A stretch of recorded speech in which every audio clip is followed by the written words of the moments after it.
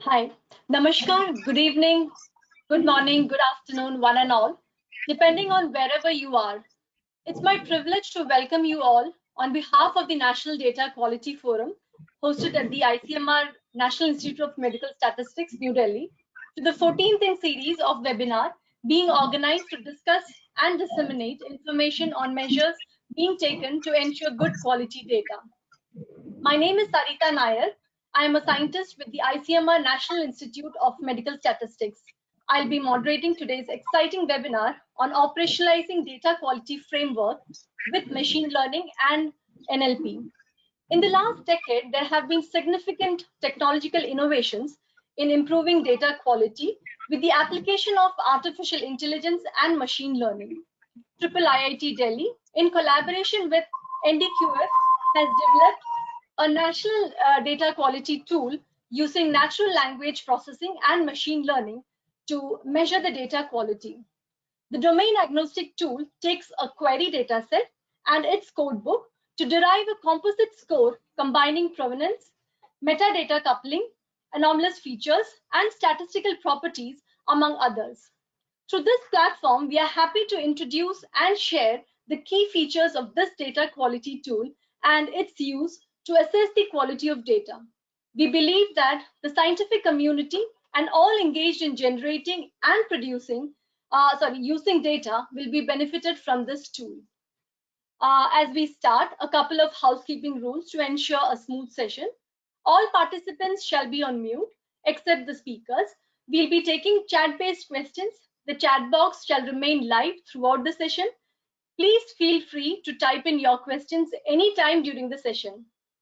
Our esteemed speakers will respond to those towards the end of the session. Thank you. So before I invite Dr. Tavpritesh Sethi to share details on data quality tool, it's my honor to introduce Dr. Sethi. Dr. Tavpritesh Sethi is a physician scientist and associate professor of computational biology at Indraprastha Institute of Information Technology, Delhi, and a fellow of the Wellcome Trust DBT India Alliance at the All India Institute of Medical Sciences, New Delhi. Dr. Sethi specializes in improving outcomes in neonatal, child, and maternal health by bridging medicine and artificial intelligence. His research is focused on development and deployment of machine learning-based solutions to enable decisions and policy in pressing healthcare questions. He has authored over 20 research articles. He's a recipient of the prestigious MIT TR 35 India Innovators Under 35 Award and Wellcome Trust DBT India Alliance Early Career Award. So without further ado, over to you, Dr. Tavpritesh Sethi. Thank you. Thank you, Dr. Nair, for that kind introduction. And thank you, the organizers, for having me here. So as soon as I have the controls, I can start sharing my screen and we can start the discussion.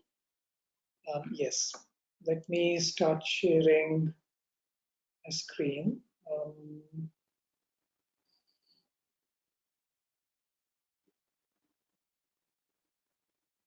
Okay, I always have a hard time with this, but yeah, so let me just.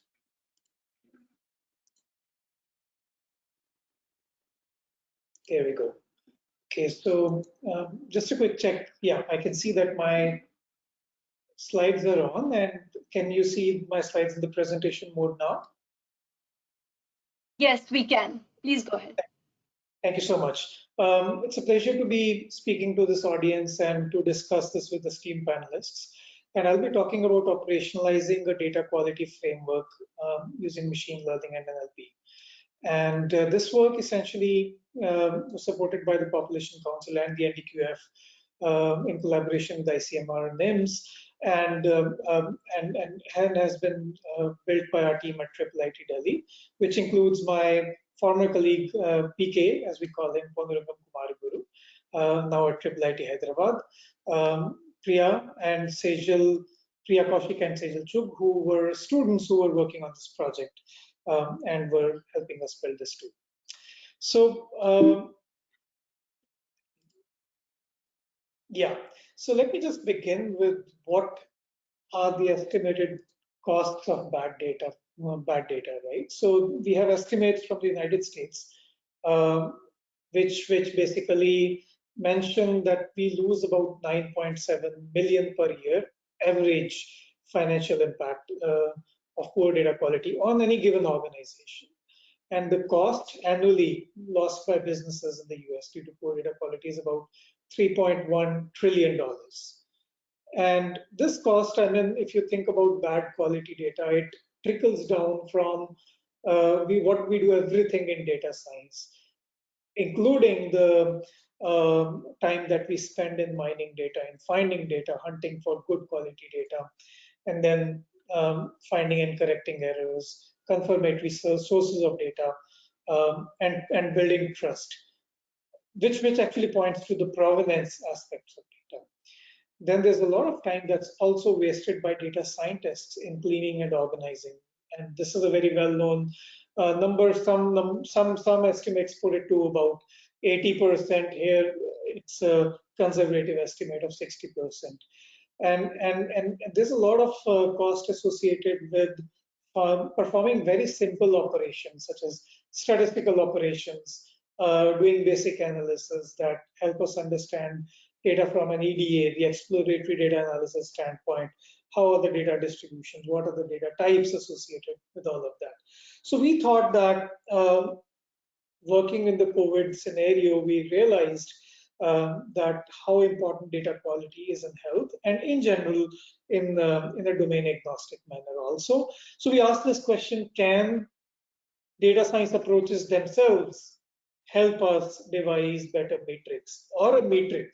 Because we don't really have any metric as of now for data quality to start assessing our data sets upon, and then use it to understand what aspects of data quality can then be important for machine learning kind of analysis. So before we go into machine learning, before we go into data science, how can we create a better understanding of our data in an automated fashion so that we don't spend a lot of time with data sets which might not give us good outcomes. So that was the basic motivation with which we started this project. And our hypothesis is that if we have to build such an automated pipeline, it has to be a multidimensional construct. Data quality is multidimensional. There are many frameworks that are available, including the ones from the NDQF and NQF by the UNSD, and the data quality assessment framework by the International Monetary Fund, and the good statistical practices by OECD, which emphasize various dimensions. All of these agree on one common aspect, that data quality is multidimensional. There's no one way to define data quality, which makes it even harder problem, because then what are we really tackling, right? And not just this, we also know that although there are frameworks, there are no practical operationalization approaches for using these data quality frameworks. And we use this, we run into this challenge day in, day out as data scientists in healthcare, because unless something is practically available and possible, it doesn't help us advance our data science experiments. So we hypothesize that a multidimensional metric can be learned, tuned, validated, and operationalized using machine learning approaches on open data. And we said that there are a bunch of data sets that are available in the open domain, some of which are great quality, some of which may not be as good quality, but what can we learn from them and rank from them in terms of data quality, and also do some synthetic experiments, synthetic data sets experiments to tune our metric so that it captures the data quality dimensions. And we call these data quality dimensions as a nutrition label. You can also think about it as a scorecard of data, right? A nutrition label, because you can think about it, if you're quantifying the health of your data for machine learning experiments or AI experiments, you would like to see how how good is the data set? And one way to think about it as an abstract construct is the way we think about our food products coming with nutrition labels, which tell us how much protein, how much carbohydrate, and so on, right? How much fat content, minerals. So can we use these dimensions in sort of a ranked fashion? In short, can we have a scorecard for quality of our data? But I like to think about it as a nutrition label that quantifies the health of your data. So please don't confuse it with healthcare data sets, but just a brief remark. So this was our goal, and in this process, essentially, we first define some ingredients that we can work with from the available data sets. About 200 data sets that we work with from the open domain, and we are expanding our data sets every day on these lines. And then now we are also specializing on some of the areas. Currently, we have tried to work on multi-domain data sets so that we create domain agnostic scoring criteria, but going forward, we are specializing these on areas such as health, and even further, such as survey data sets in health, and so on.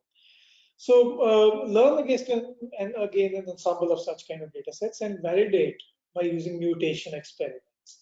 Here is a basic human intensive task that we perform, where we actually mutated or created synthetic data sets towards being good quality or bad quality by human interventions, right? And then we look at how do our learned metrics change and how can we tune them. Then we demonstrate the usefulness of such a metric in a publicly available data set, which is very popular, the National Family Health Survey's data set, and then deploy it as a web application. These are the dimensions and ingredients that we basically look at. Provenance, which talks about the history and lineage of a data.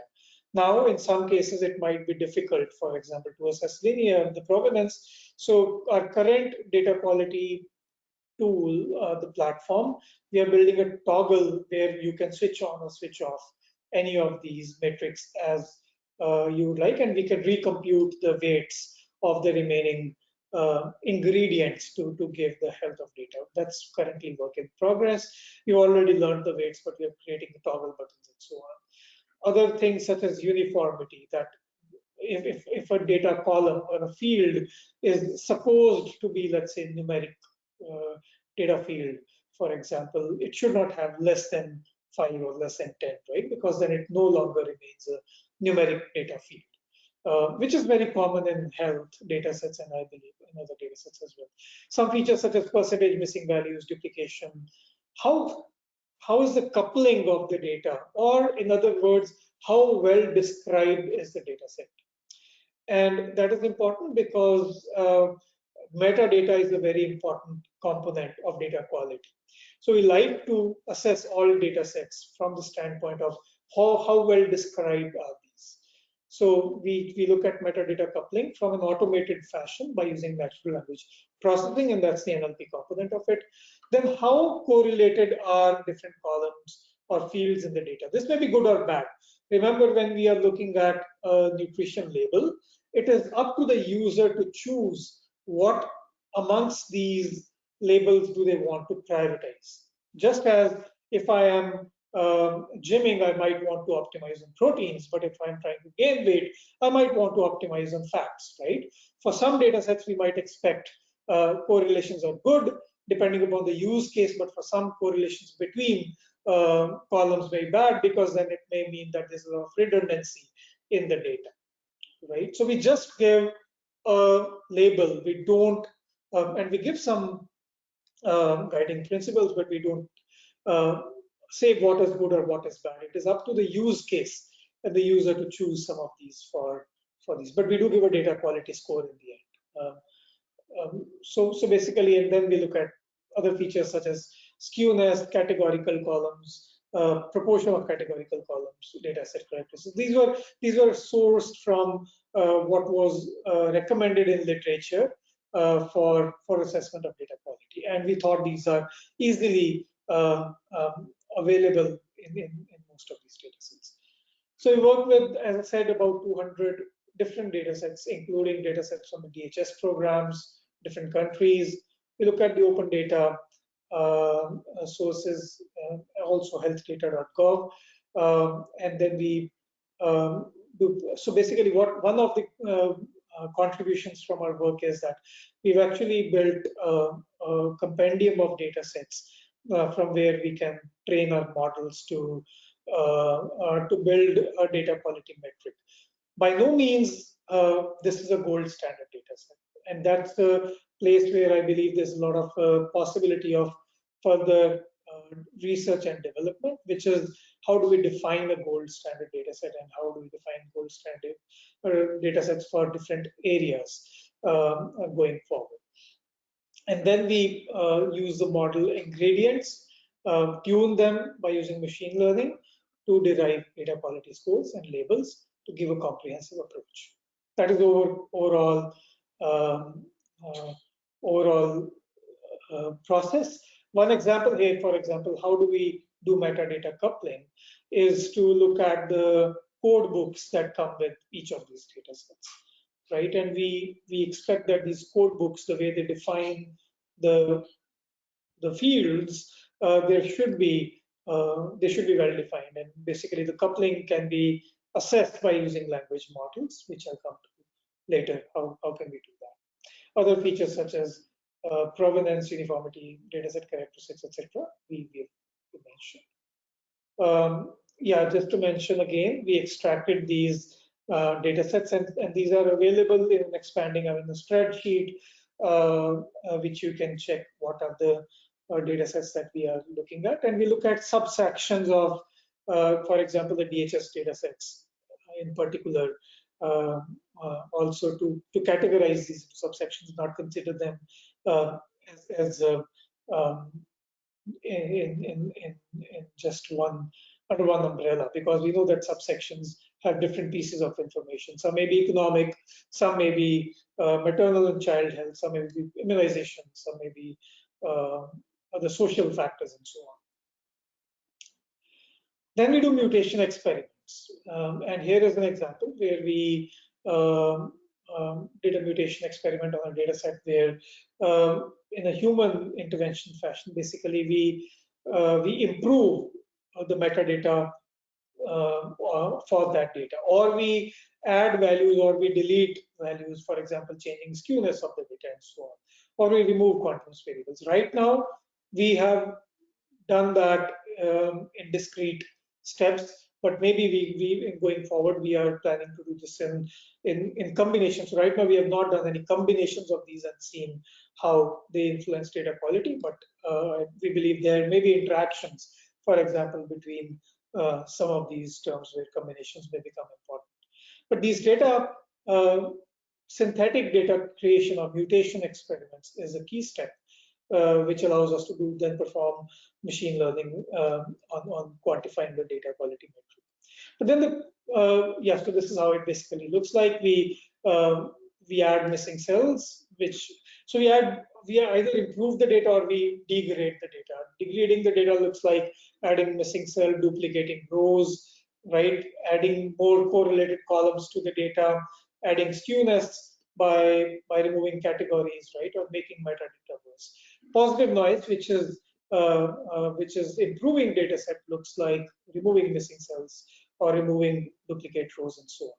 Okay, and then we basically create such synthetic data sets, and for each data set we create 10 such examples, right? And I will show how basically we learned the ranking, but what we did was basically we learned principal components. So what we ask is, amongst these data sets, what are the dimensions which contribute the most to the variance in these data sets, and mutating them, which contribute the most to the base score that we derived by using a principal components analysis for these data sets. And we use that to rank. For example, we see that if we eliminate skewness, that has the highest impact on improving our data quality scores, and missing data, and then improving metadata and correlations and so on. So, so essentially, that is the way we actually come up with some of these ways in which we can then learn um, the, the weightages of each of these components. We are making an assumption that data quality is relative, right? We are saying that we don't have any baseline gold standard data set. We know some data sets are good. For example, the data sets over the recent round of NFHS have a very, for example, in terms of metadata coupling, their code books are very nicely constructed and very descriptive and so on. But in general, we are asking this question: can we use? We used modeling approaches also, but we finally stuck with the PC approaches because both of them were giving us a very similar result. If we started with data quality metric and basically built weightages based on models versus looking at the variances that each of these components contribute to in the data set, and then we tune the variances on the basis of how the synthetic data sets were perturbed. We basically derived the percentages for each of these components, like the provenance, uniformity, data set, metadata coupling, and so on, totaling to 100. As I said, we have been given some feedback where, for example, researchers may not have provenance, or we might want to add, we know it is our data, so we want to make provenance 100%. So we are adding those components up. We are adding those components to the data where we recompute the remaining weights to create a scored weightage for the dataset characteristics to give outputs, right? So, and then we use these data quality metrics to perform external validation on some data sets such as DHS. And here we kept data sets that were not used in the training set. So India data sets were not included there. And so basically we looked at some of these trends, right? So as I mentioned, we used two different approaches, cosine similarity plus linear regression fed into a machine learning model and a PCA metric. We stuck with the first because it is more explainable. And we see that on the left are the sections that are, for example, section 1 from 1998, 1999, section 1 from 2005, section 1 from 2015. So we see some section-wise trend as in the data quality. We also see some year-wise trends in the data quality as well. And I think I have a slide for that. For metadata coupling to the data sets, we used about 13 algorithms, which were calculating similarity and essentially looking at how well the metadata describe the data by using character-based, token-based, feature-based, and phonetic algorithms, which are NLP-based approaches. I won't go into the details of each of these in the interest of time. Yes, so this was the trends of data quality. So you can see that in the later years, such as 2015 and 16, we see that the data quality has been improving in most of the sections overall.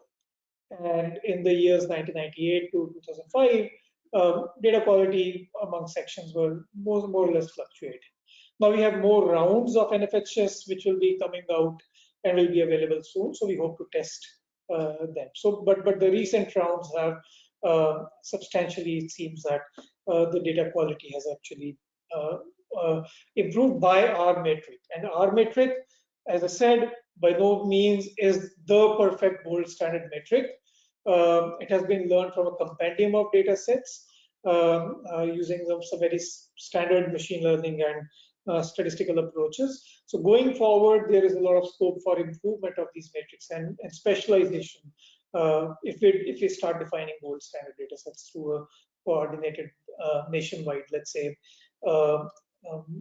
NDQF initiative or something like that. So it will be hugely beneficial. We also looked at what sections, for example, improved quite a bit. So maternity and feeding, for example, improved quite a bit, and contraceptive use improved quite a bit, and so on. Right? Some sections did not show a very high change. Delta change if we look at from the previous round of NFHS, we see that most sections showed the highest delta change between 15-16 to 2005 and 6 and so. So we operationalize this in the portal that basically now I'll go to the live demo. I perhaps think that that's what you are most interested in. So let's I'll zoom out and share the other screen. So I hope my other screen, yeah, so I can see that my other screen is visible. So this portal is openly available at dataquality.tavlab.edu.in, and essentially you can upload up to 200 MB of CSV or SAV files. That's a limit which can be increased depending upon the server capacity. We right now are hosting it on our own, one of our own lab servers. But if we see that there's a lot of server downtime or lots of data sets are being added or are being tested, so basically we can improve the compute, and this limitation can also go. So I can just browse, and from my own local storage, I can, for example, just upload a data set which is, let me just refresh it so that you see it from the beginning. I can browse, and once it comes up, you'll see that it will parse out the column names and so on. And you can see some views of this of the data. You can look at the summary of the data as very basic EDA analysis that we have carried out, some column descriptions, how many columns, what are the data types, etc. And then you can learn more about the metric, about each of these characteristics, what I just described about the metric, and you can look at each of these types which are added here. And yeah, so basically here you can see some of the basic, it might take a little bit of time to load because computations will be loading. So yeah, so you can see some basic, again, data quality features, for example, percentage of missing cells or observations, correlated columns, etc. And duplicated rows, simple things, the ingredients that we basically used, and then the data quality label is available here. So don't think that these are the data quality label. These are just the weightages for this label, which can be recomputed once we add the toggle button and change these weightages to, let's say, if you want to remove the provenance. But currently, what we have these as the ingredients, and you can see that it's about 85% data quality in this metric score that we get from this. Now, this is a life expectancy data, which is quite a neat data set that is available from Kaggle, and then you can try with your own data sets. If you have any issues, you can raise issues on the GitHub repository or send us an email, and basically we can look into those issues. As I said, this is a very initial implementation of the data quality scoring that we have currently carried out, and then you can look at how to connect with the team and so on. So I believe it is 5:32. I've run out of my 25 minutes. So I'll stop here with this demonstration, and I look forward to the discussion. Thank you very much.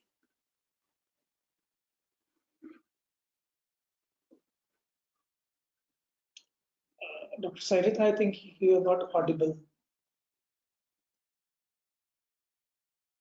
Hello.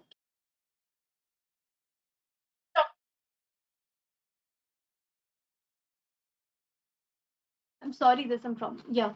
So thanks for the detailed presentation, Dr. Sethi. And we look forward to its wider application, and probably then the improvement over the years would also happen. So today we are also joined by two distinguished discussants to share their perspectives on the data quality framework and the tool, and also the data quality tool that Dr. Tavpritesh Sethi just shared with us. I had the honor of introducing Dr. Shantanu Pramanik, who is a senior fellow at the National Council of Applied Economic Research.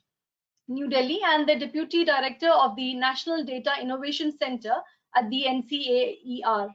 So Dr. Pramanik is a statistician and survey methodologist. His research interests include survey methods, data quality, remote monitoring of data collection activities, and randomized control trials, small area estimation, and application of these methods across different substantive domains, including vaccination, labor force participation, healthcare expenditure, and family planning. I invite Dr. Pramanik to share his perspectives. Dr. Pramanik, over to you. Hi, Dr. Shanta, can you hear me?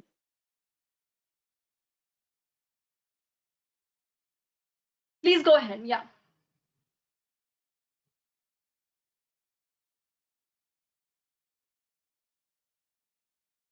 Can you see my screen? We can. Okay. Yeah, hi. Thank you. I'd like to thank the organizers for giving me this opportunity, and thanks to the and the IIIT researchers for doing this great work. So let me start my discussion.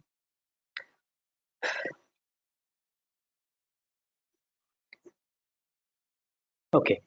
Yeah. So I mean, we all would agree, as I've also mentioned, that increasing trend. I mean, we can see that there's an increasing trend in the use of data for research and policy making.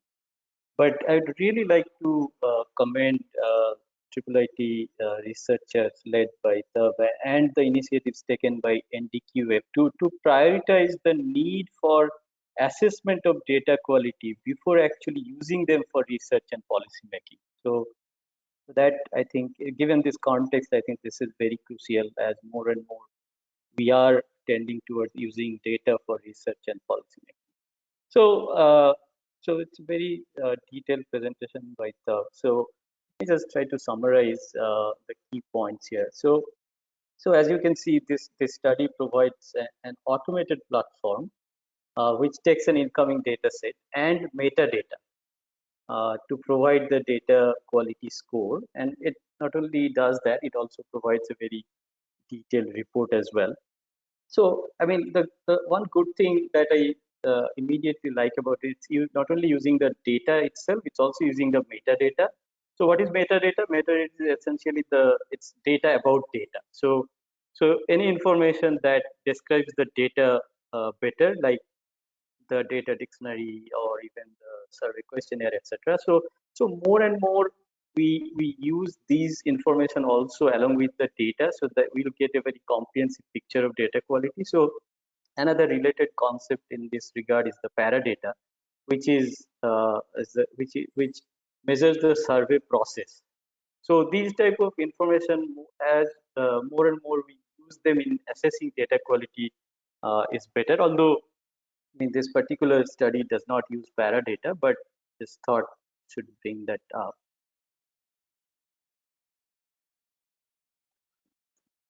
To summarize, so the authors presented an approach that combines the subjective as well as objective assessments of data quality and demonstrated, I mean, the other good part is that they demonstrated how the approach can be used effectively in practice.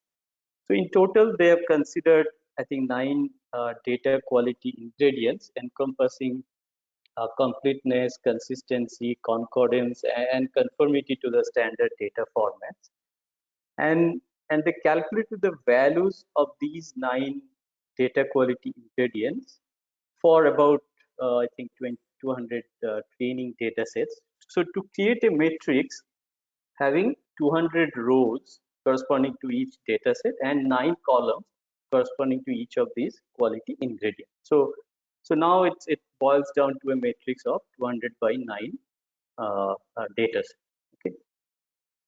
So this combined data set then used to create a matrix using principal component analysis approach. So I mean, we all know, I mean, this is a very well established and commonly used method of dimension reduction.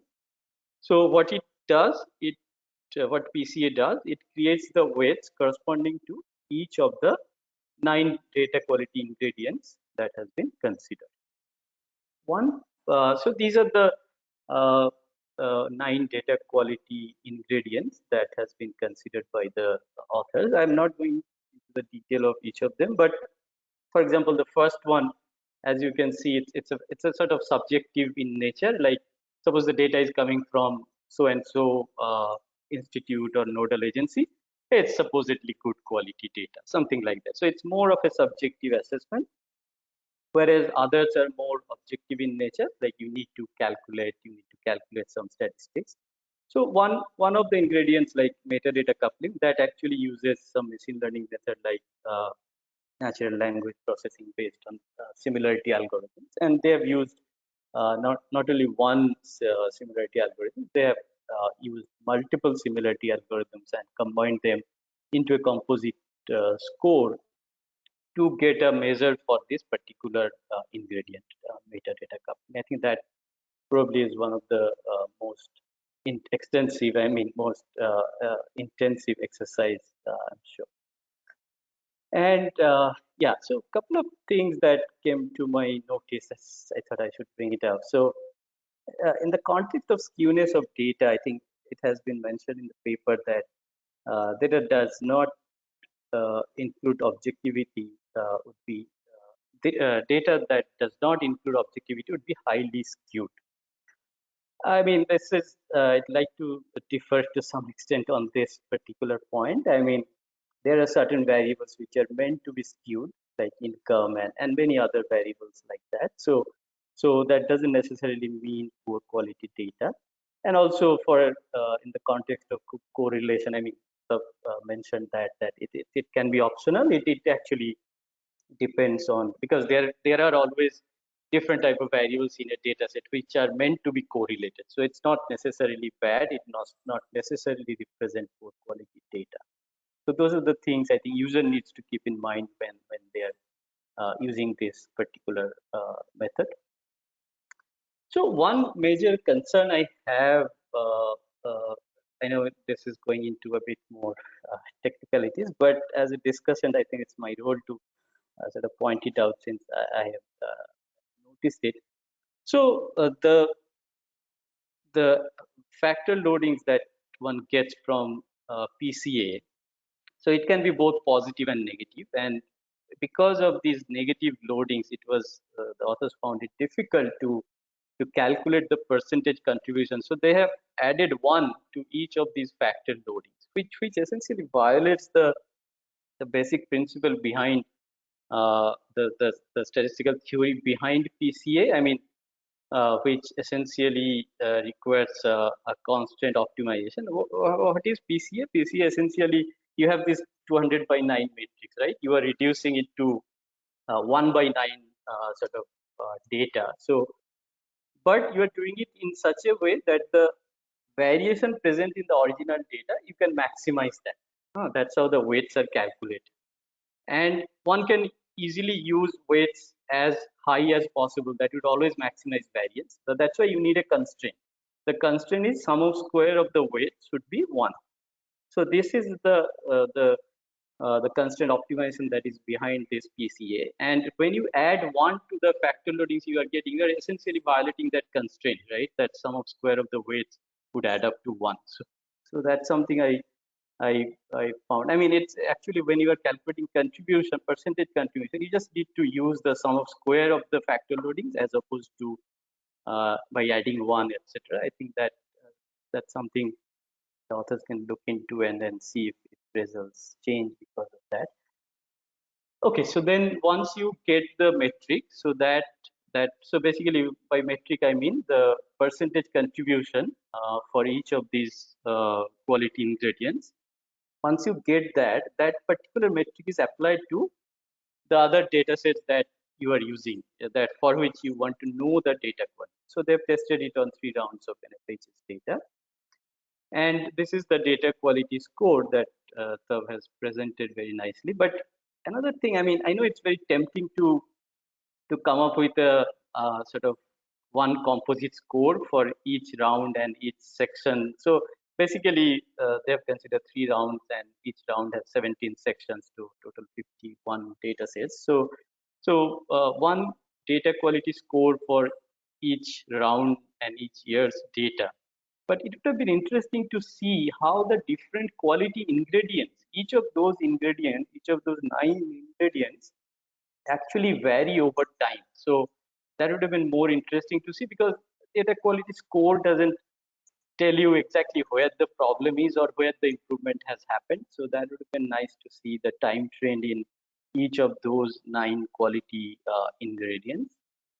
And another point I'd like to mention, that while calculating percentage of missing cells in some of these very complex data sets, we need to be a bit careful, because sometimes some of these missing cells could be valid uh, missingness because of the skip pattern the questionnaire may have. So we need to be careful how we calculate these missing cell percentages, and that might vary depending on the complexity of the data the user is using. So that's something I think the user needs to keep in mind.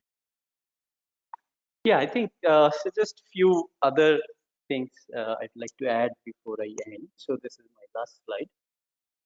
So I think the meaning of data quality is much more nuanced in survey context, because what happens in survey, so there is a inference happening from sample to population. Based on the sample, we are drawing inference about a population, which is very different than, say, for example, uh, an enterprise, a business using their data to plan for future business or something. So there's no inference from sample to population happening. So in that context, in that business planning context, or many other contexts actually, so these some of these ingredients, the quality ingredients that have been considered, could be enough to determine data quality.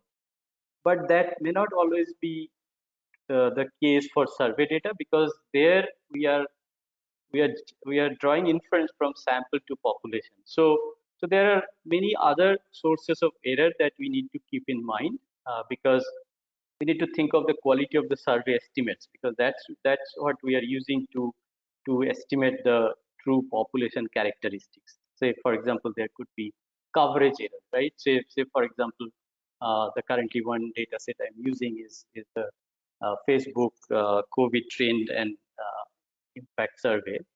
So there the sampling frame is Facebook users. So if we have some outcomes which varies between those who are Facebook users and those who are not Facebook users, then the estimates we'll get from that survey will be biased, right? Similarly, for if there are non-responses in survey, and if the non-respondents are very different than the respondents with respect to the outcome I am interested in, then the estimate that we get from the survey, I mean, irrespective of having a very good quality data, I mean, in terms of the 9 data quality ingredients mentioned in this word, still our estimates could be very biased. So these are some of the things we need to keep in mind when thinking of data quality.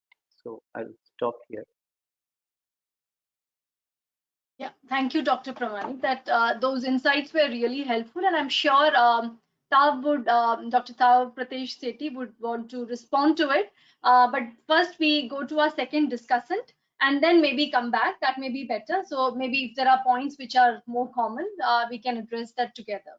Thank you, Dr. Pramanik. So now we move on to our second discussant.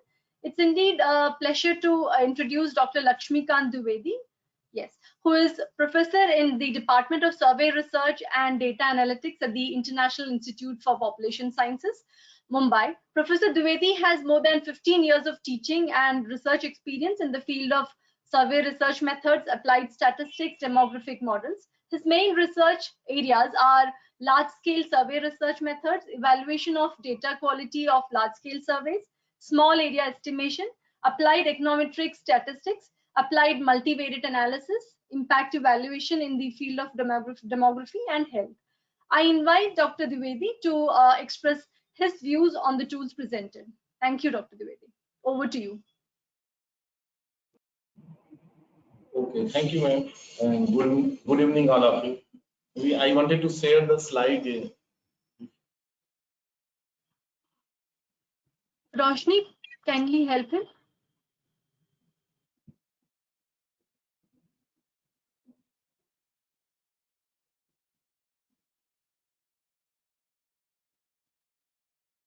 Roshni, hi. May I request you to kindly help Dr. Dwivedi? Dr. Dwivedi, we're just getting.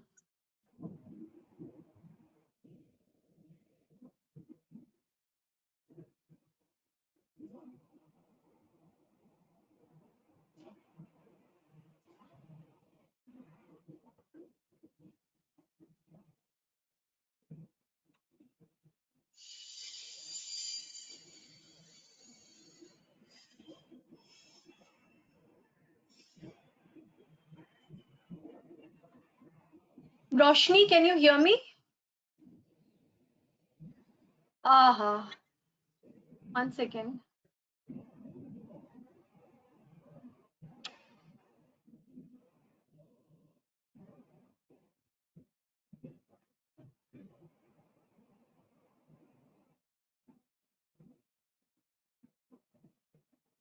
Yeah.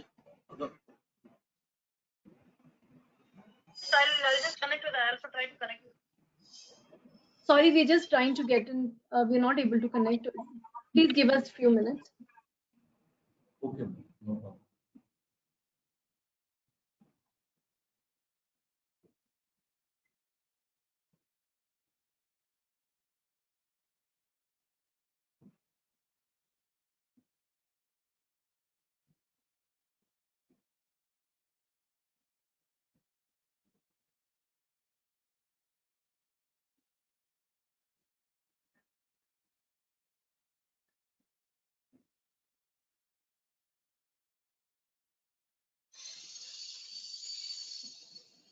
Professor Dwivedi, may I request you to speak without the slides? You can just start and meanwhile we'll fix the problem.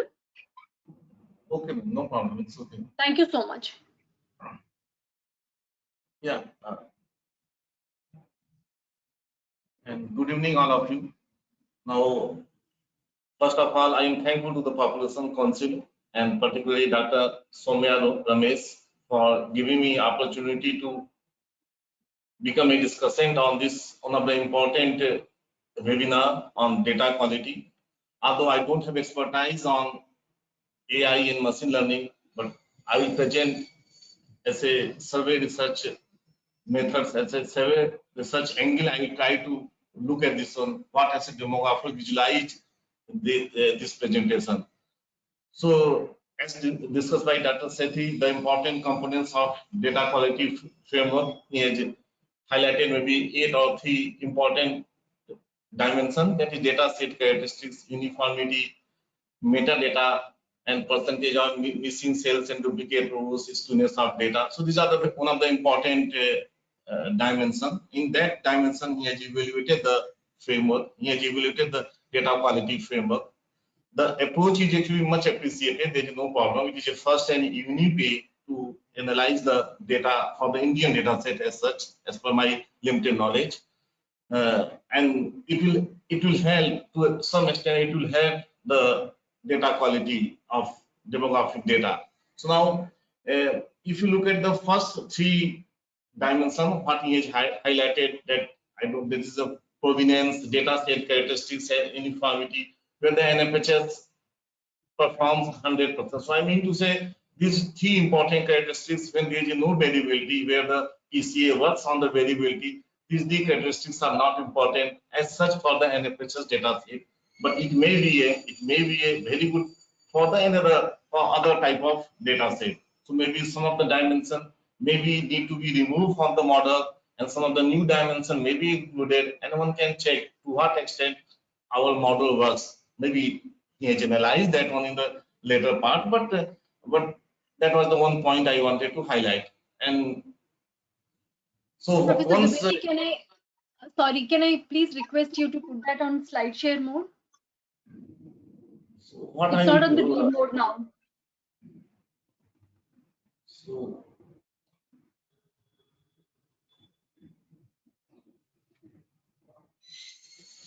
So I have put on the, I'm not able to do it.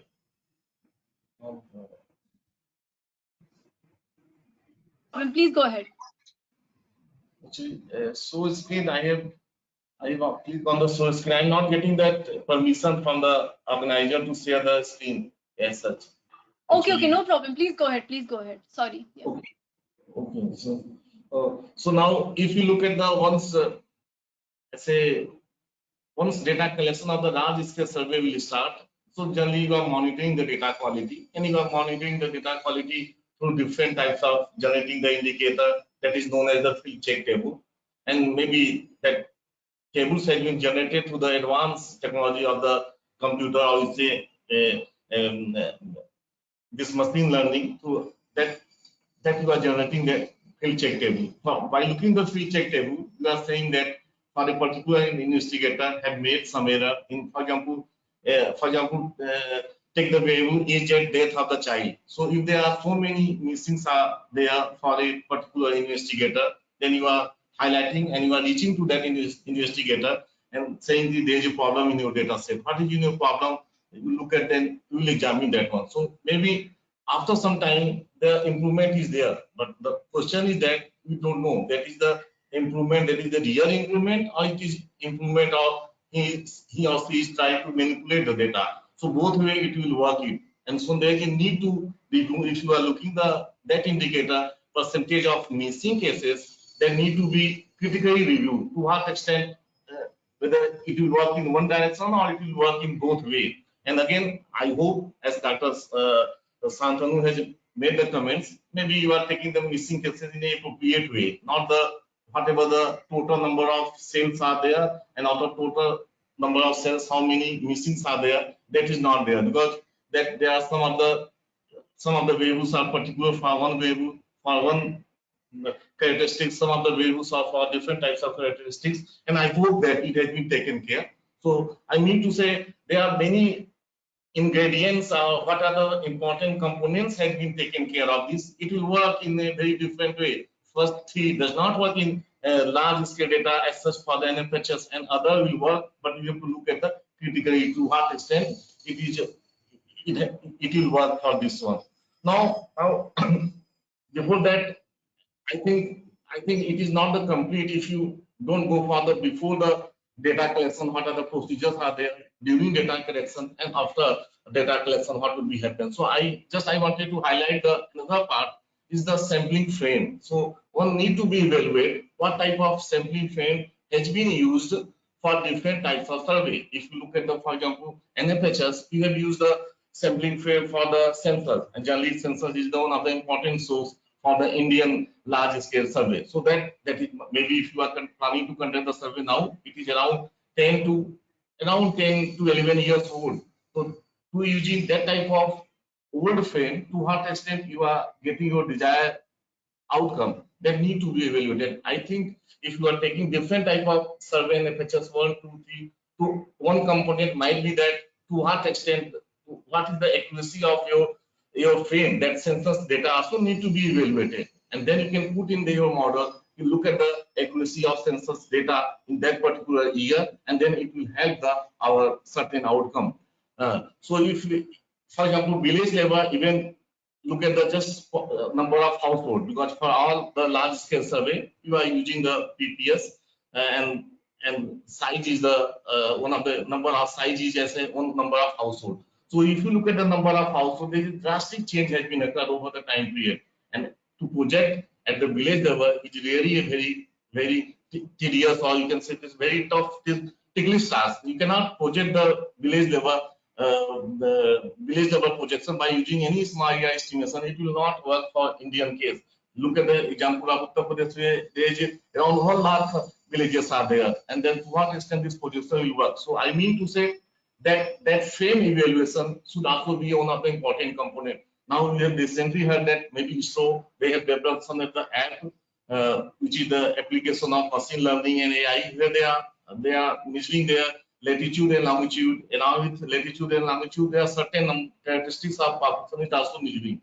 Maybe just in the 2 days back, I have attended the one seminar in ISI, so I came to know maybe that type of and could be used, and then one sampling frame component could be there. So if you look at the urban frame also has a different type of issue. If you use the census, it is too old. Now there are many new buildings have been cut, so census enumeration block will not work.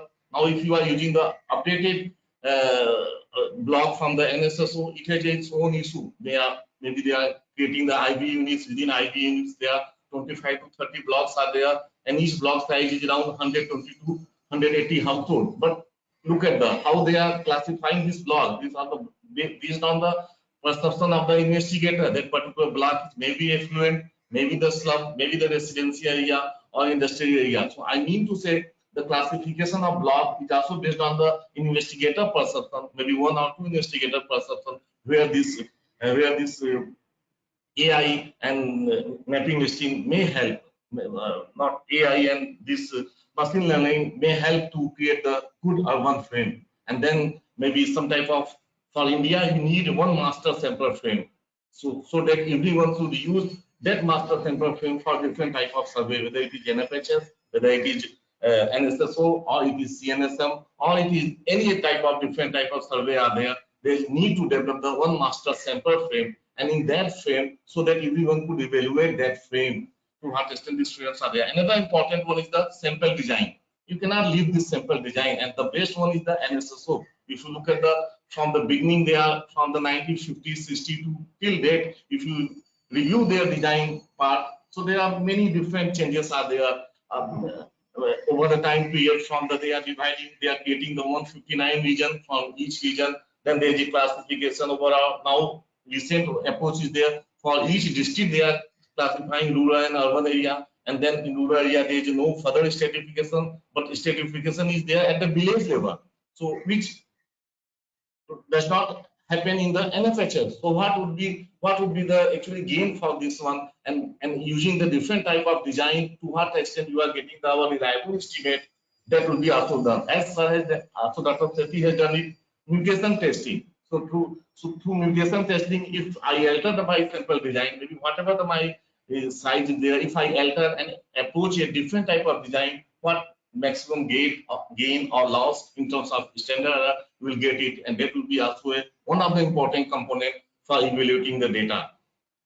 So now if you look at the PCA level, so just because you are also working with the Population Council on the data quality, so you have done with the Pop Council, you have tried to evaluate the nutrition data. So just maybe I'm not able to share the my slide. Is it possible to share now?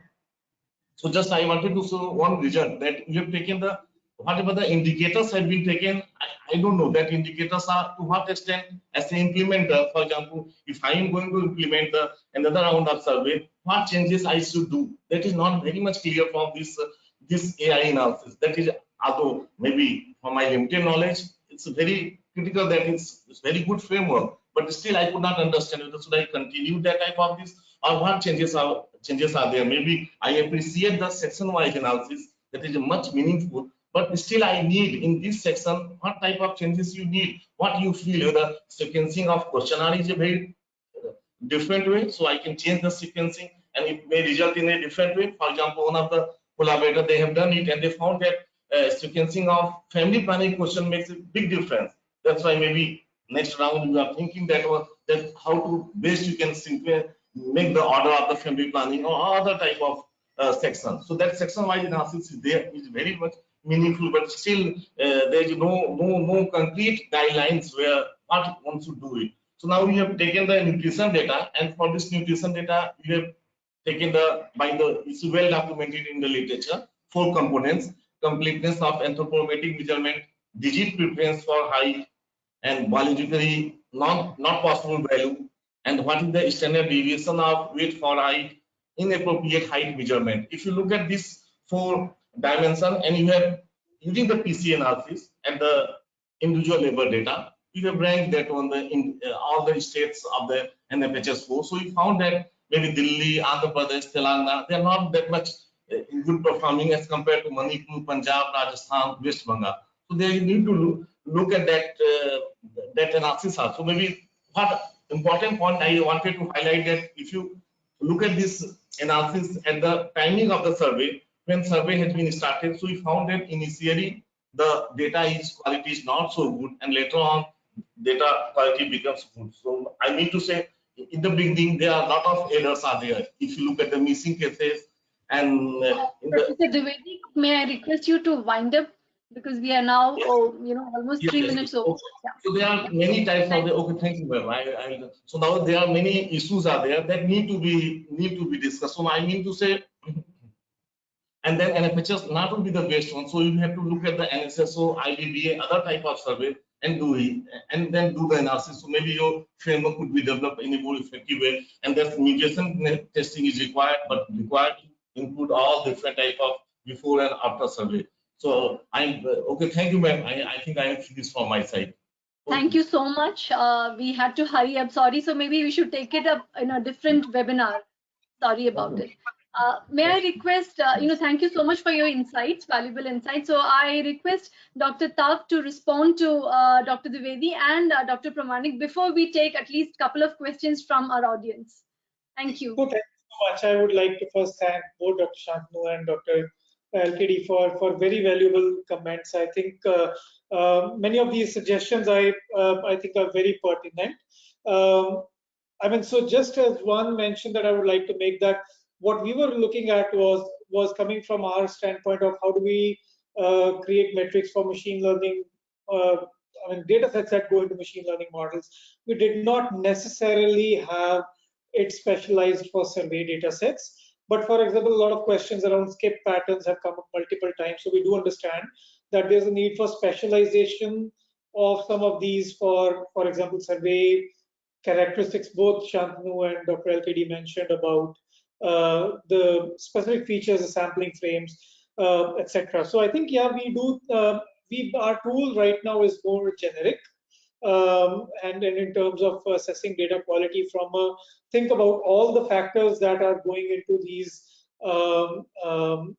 creating these biases, or ultimately have to be fed into a machine learning model, and how well does our data look like, and how well does it compare against some good data sets that are out there, and is it really ready? So if you ask that question, I believe then our tool might be seen in a slightly different light. I very well agree with, I think, a great suggestion by Shantanu on using the sum of squares for recomputing PC. I think certainly that is something I also think that is the better approach. So we will be doing that and recomputing the scores. So yeah, I think in some of these things we do believe that need to be more specialized. For example, Dr. Dwivedi mentioned about the sampling frame, and the assumptions that go into each of these data sets.